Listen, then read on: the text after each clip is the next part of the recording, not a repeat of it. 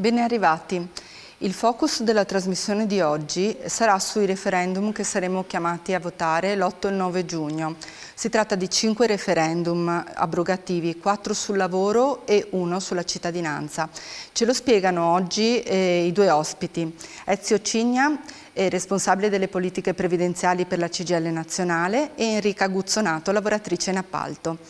Ezio, ci spieghi i contenuti di questi 5 referendum abrogativi? Partiamo dal primo. Sì, intanto grazie a tutti e saluti a tutti coloro che ci stanno guardando, ma io farei una premessa, intanto nel dire che cos'è il referendum. Il referendum è uno strumento straordinario di partecipazione diretta che hanno le persone di poter scegliere con un sì o con un no se è necessario abrogare una norma. Ad esempio questi 5 quesiti, dicevi poc'anzi, sono 4 sul lavoro e 1 sulla cittadinanza, chiedono alle persone se c'è la volontà di modificare delle leggi che noi, ovviamente appoggiando il sì, diciamo che sono da cambiare. Io proverei a dire e partire da qui, cioè il nostro Paese, la nostra Costituzione ha questo strumento straordinario del referendum e all'articolo 1 dice che la Repubblica è fondata sul lavoro. Ecco, allora 4 di questi requisiti mettono al centro il lavoro, il diritto delle persone che per vivere hanno bisogno di lavorare. Perfetto, grazie. Allora, i primi 2 referendum riguardano i licenziamenti illegittimi, quindi la perdita del lavoro è appunto una ha un impatto profondo sulla vita delle persone. Ci spieghi il primo quesito? Sì, il primo quesito, provando a spiegarlo in maniera semplice per farci capire da tutti e tutti, di fatto dice che quando una lavoratrice o un lavoratore viene licenziato illegittimamente in aziende con più di 15 dipendenti, laddove dopo quel licenziamento il giudice stabilisce che c'è l'illegittimità, quel lavoratore può rientrare nel posto di lavoro, cioè c'è la reintegra nel posto di lavoro. Oggi questo non è possibile, noi chiediamo attraverso un sì che quella lavoratrice e il lavoratore possa rientrare nel posto di lavoro.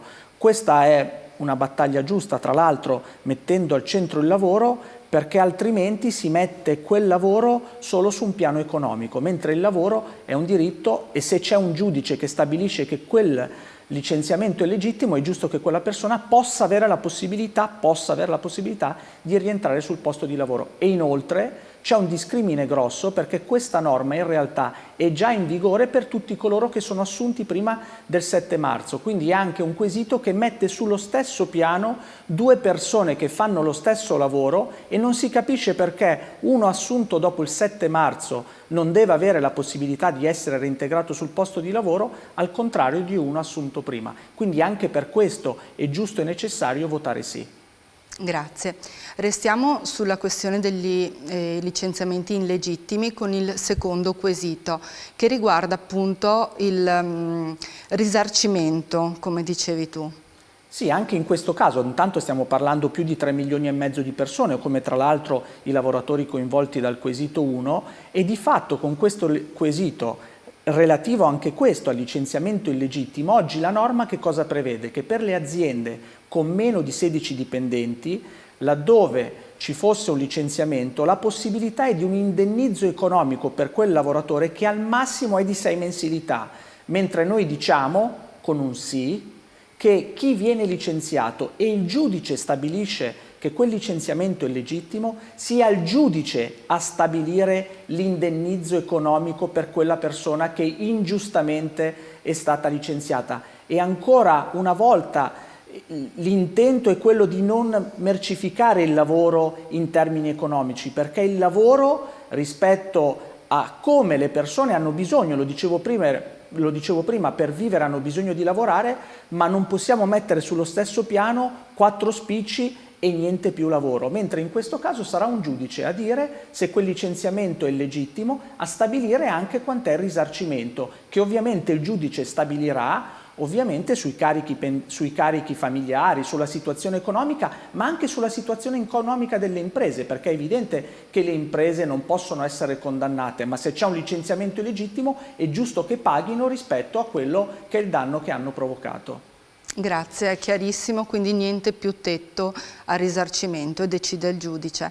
E passiamo adesso al terzo quesito, che è un quesito che riguarda una condizione che è trasversale ormai a tutti i settori e a tutte le generazioni, giovani, meno giovani, uomini e donne, ma soprattutto donne, che è la precarietà.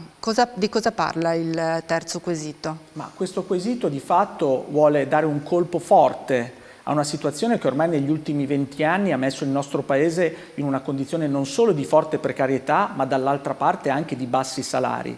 E con questo quesito, con un sì, che cosa si dice? Che i lavoratori a tempo determinato, che nel nostro Paese sono più di 2.300.000 persone, si chiede che laddove ci sia un contratto a tempo determinato, che è giusto che ci sia e che non vogliamo cancellare, ma che almeno abbia delle causali nei primi 12 mesi. Con questo quesito, quindi votando sì, rimane ancora in vigore il tempo determinato, ma nelle condizioni e le necessità che l'azienda ovviamente poi dovrà determinare attraverso anche la contrattazione, perché altrimenti l'idea, io non ho mai visto nessuna lavoratrice e lavoratore che come ambizione ha quella di rimanere lavoratore a tempo determinato per una vita. Provate a immaginare come potrebbe un lavoratore a tempo determinato costruire una famiglia, costruire un futuro, prendere una casa in affitto, ma addirittura nemmeno un cellulare a rate in un centro commerciale. Allora questo quesito con un sì che cosa dice? Che la precarietà nel nostro Paese deve diminuire, il tempo determinato deve essere uno strumento messo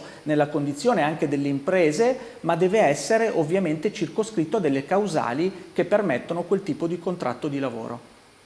Grazie. E passiamo adesso al quarto quesito, l'ultimo sul lavoro. Il quarto quesito riguarda la sicurezza sul lavoro. Ricordo che in Veneto nei primi 3 mesi del 2025 ci sono stati 21 morti sul lavoro.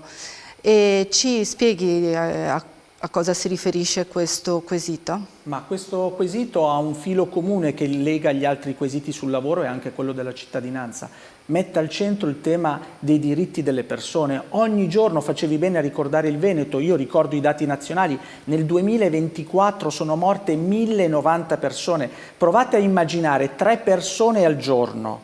Escono dalla propria casa, salutano i propri familiari, i propri figli e non rientrano alla sera. Ecco, questo è un cancro per il nostro Paese e va combattuto. E sapete dietro quei 1090 morti chi c'è? Ci sono persone spesso che lavorano negli appalti e nei subappalti.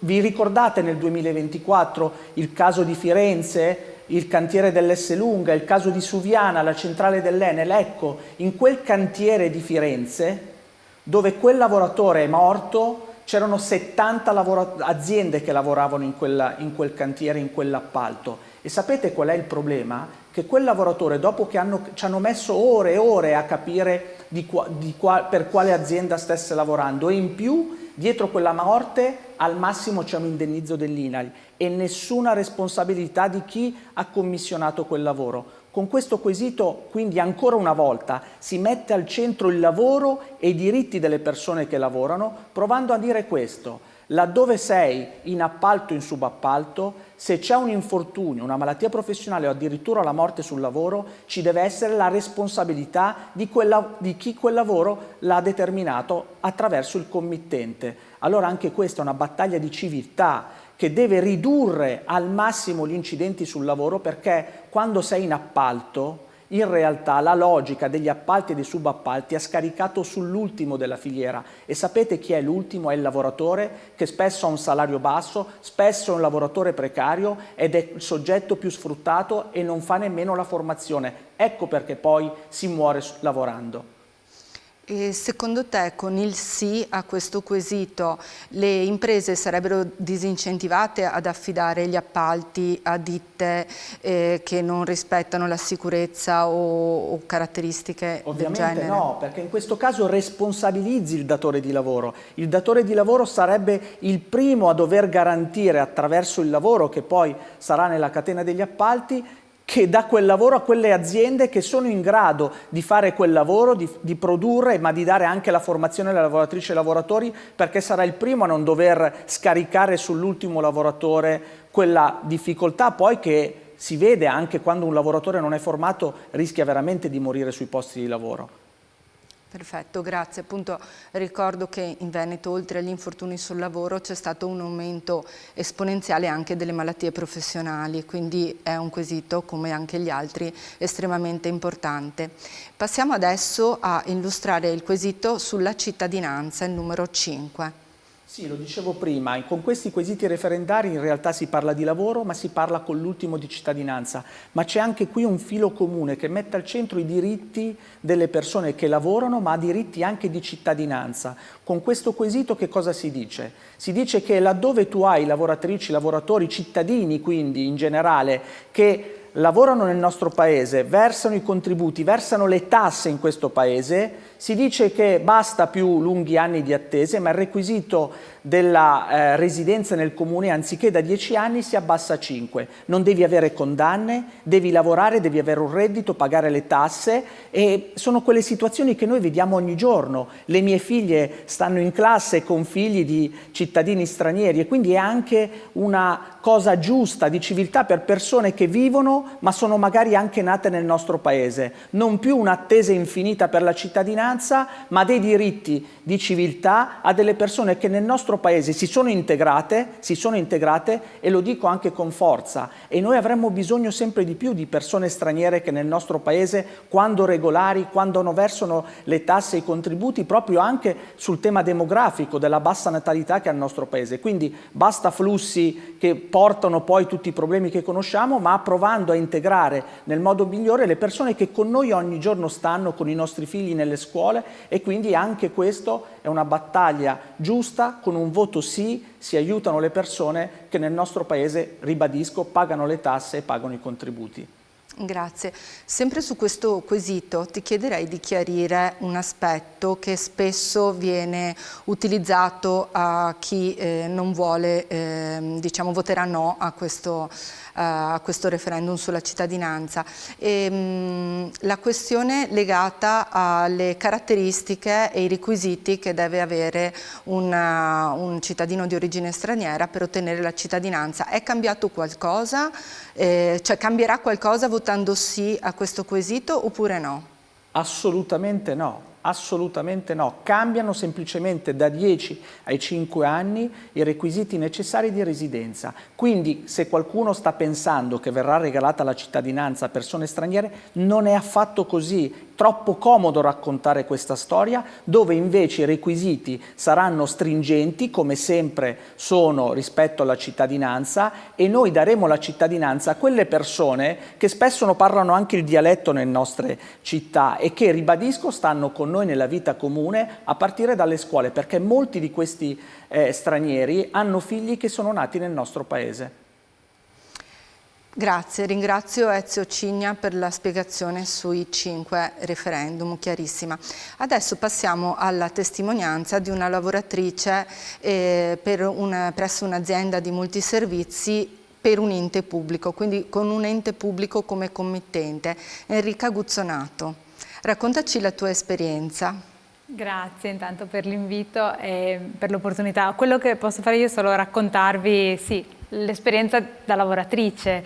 Nell'appalto in cui io lavoro ci sono molte ragazze, ragazzi anche giovani, e il turnover esiste, c'è abbastanza turnover, però sono ragazze e ragazzi che cercano di rendersi indipendenti, autonomi, alcuni sono ancora studenti, altri sono ormai pienamente inseriti nel mondo del lavoro, e certamente il precariato è un tema, è un grande problema, perché non sapere se il contratto verrà rinnovato o meno pone la persona nell'incertezza, nel non sapere se potrà continuare a pagare l'affitto o a pagare le bollette. Quindi questa è una grande incognita che pesa sulla vita quotidiana e le scelte quotidiane di tantissime persone. Ci fermiamo un momento per un breve stacco pubblicitario, restate con noi.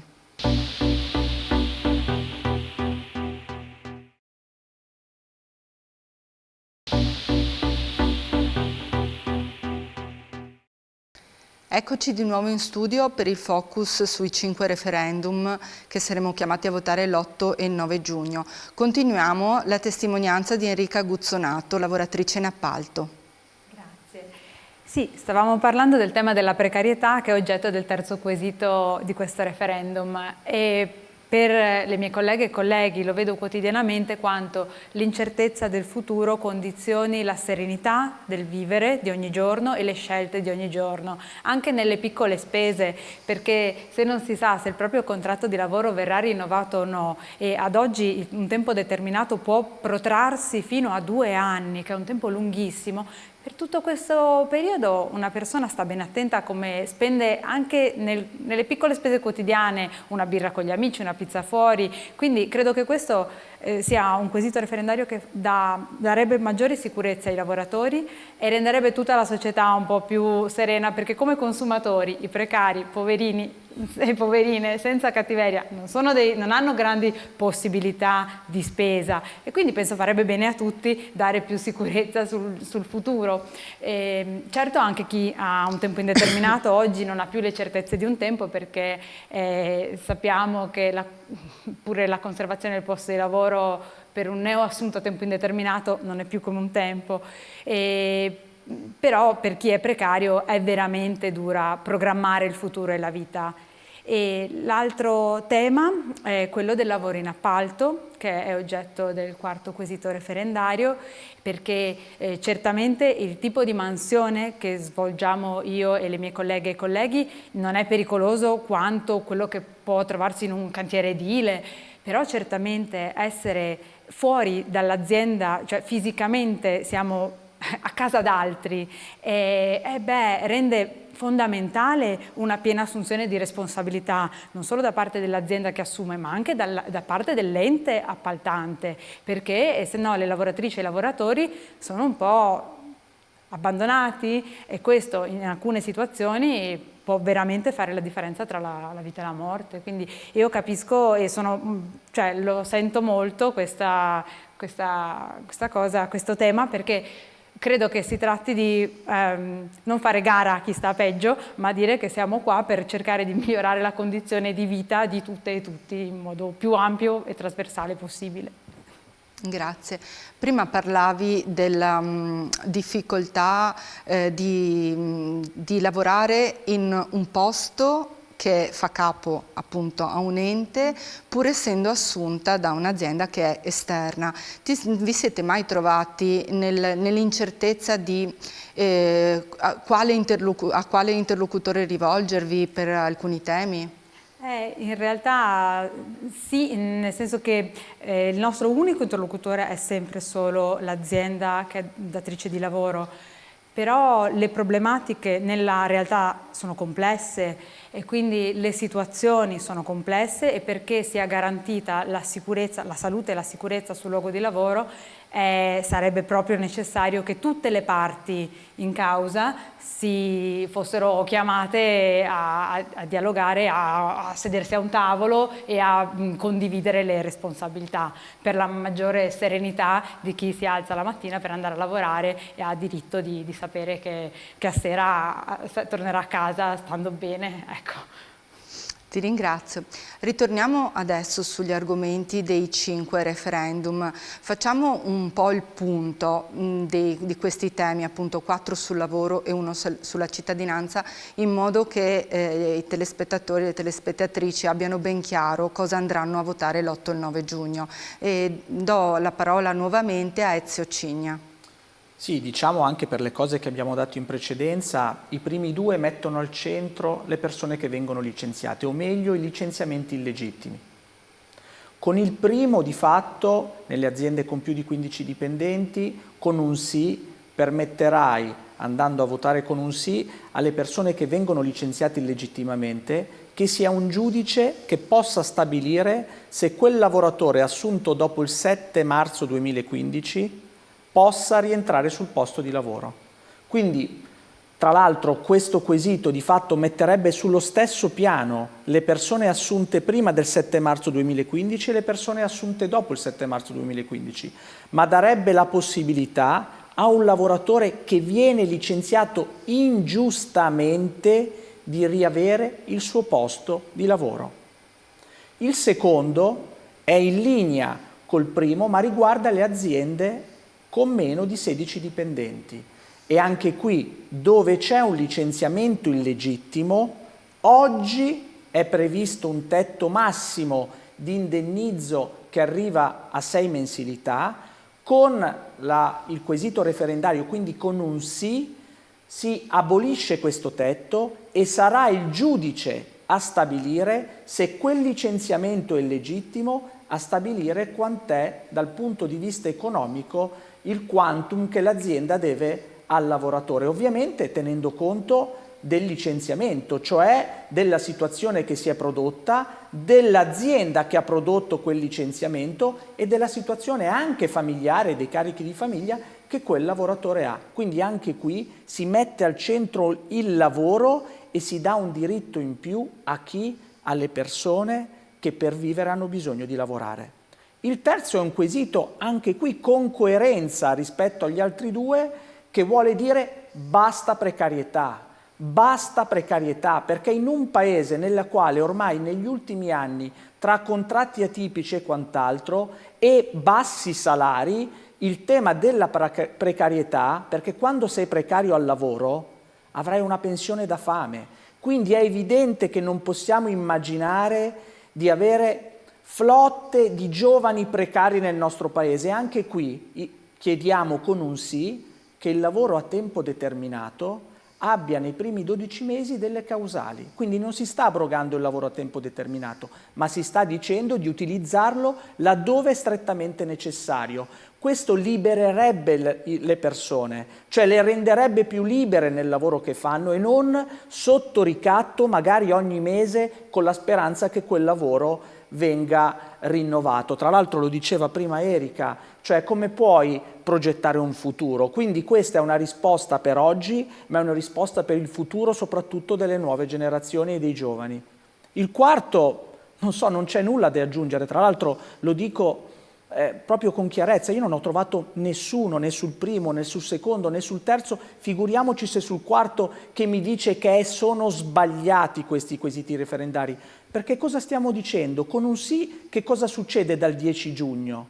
Succede che le persone, se muoiono, se hanno un infortunio sul lavoro, se hanno una malattia professionale, cioè per il lavoro che fanno, l'INAIL ti riconosce che ti sei ammalato, con un sì si dice che se c'è una responsabilità, che sarà un giudice a dover dire, del datore di lavoro, del committente che ha commissionato quella catena di appalti e subappalti, abbia una responsabilità. Quindi dal 10 giugno che cosa potrebbe succedere? Succedere che magari non saranno più i 1090 morti del 2024, non saranno più 3 persone al giorno, perché? Perché le aziende committenti controlleranno la filiera degli appalti perché avranno una responsabilità diretta e magari le condizioni di vita e di lavoro di quelle persone potranno migliorare.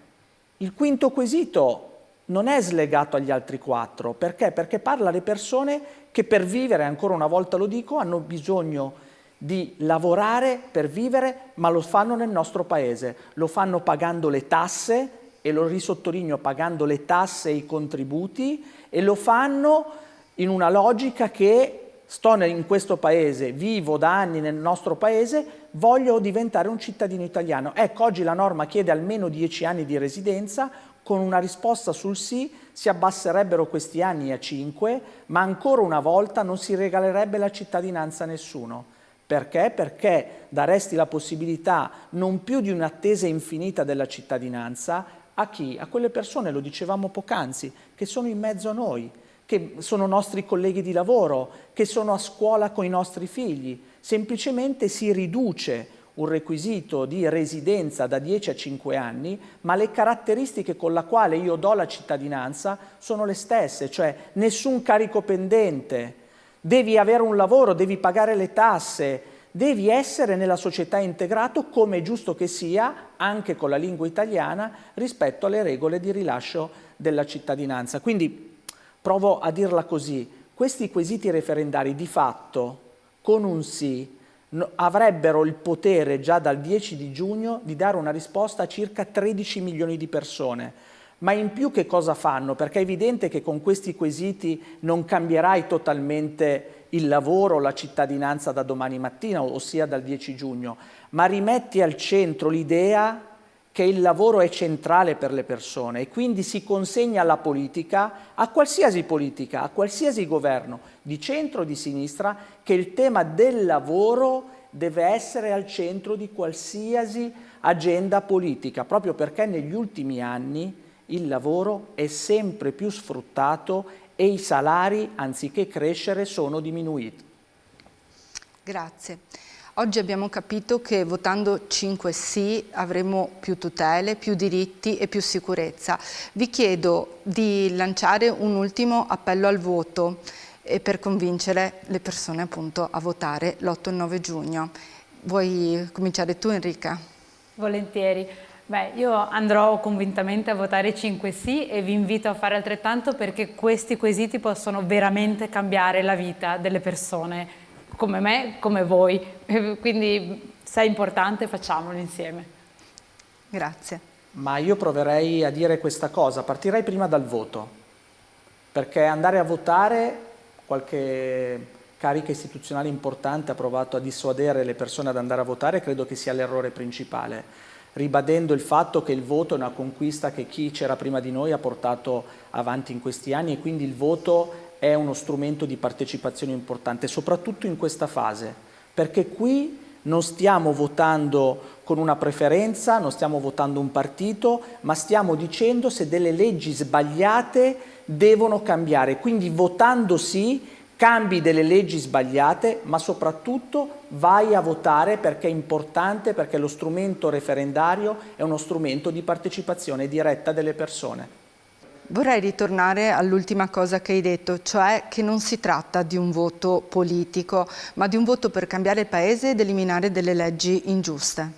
Sì, è così. Difatti andare a votare in questa fase è importante proprio perché si tratta di un referendum, cioè uno strumento nato con la Costituzione che dà la possibilità alle cittadine e ai cittadini di poter decidere. Cioè le persone col voto dell'8 e il 9 giugno potranno decidere con un sì ma anche con un no se quelle leggi vanno cambiate. Allora, per quello che sono preoccupato quando le istituzioni pubbliche invitano a non andare a votare e quindi mettere in discussione un referendum, che il referendum di fatto dà alle persone di decidere, è uno strumento straordinario. In questa fase, a mio avviso, lo è ancora di più perché mette al centro i temi del lavoro, i temi della cittadinanza col quinto, cioè prova a dare protagonista alle persone che con quel voto, l'8 e il 9 giugno, con il sì, possono cambiare delle leggi balorde che nel nostro paese si sono stratificate. Proverei a dire così, che la nostra Costituzione all'articolo 1 dice